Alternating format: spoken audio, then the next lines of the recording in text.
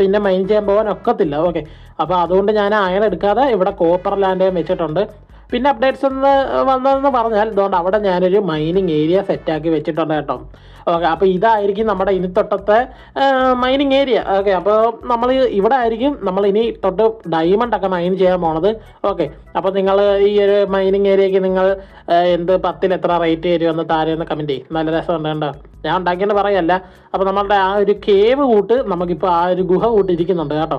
Okay, അപ്പം നമുക്ക് നേരെ നമ്മുടെ വീട് പണിയിലോട്ട് കിടക്കാം. പിന്നെ ഞാൻ ഇവിടുന്ന് ഒരു പാത്ത് നമ്മളുടെ ആ ഒരു സൈഡിലോട്ട് സെറ്റാക്കി വെച്ചിട്ടുണ്ട് കേട്ടോ.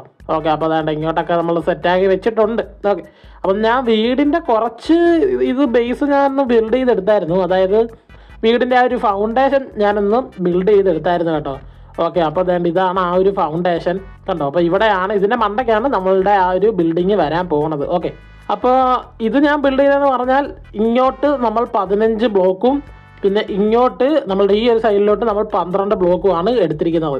ഓക്കെ, എന്നിട്ട് ഇവിടെയൊക്കെ സ്റ്റെയർ വെച്ചു. എന്നിട്ട് ഇവിടെ നമ്മൾ ഈ 4 കോർണറിൽ ഓരോരോ ലോക്ക് ഇങ്ങനെ വെച്ചിട്ട് നമ്മൾ ഇവിടെ സ്റ്റെയർ വെച്ച് ആ ഒരു ഇത് കണക്ട് ചെയ്യണം. എന്നിട്ട് ഇതിൻ്റെ നടുക്ക് മൊത്തം നമ്മളുടെ ഓക്ക് പ്ലാങ്ക്സ് കൊണ്ട് നമ്മൾ കവർ ചെയ്തെടുക്കണം കേട്ടോ.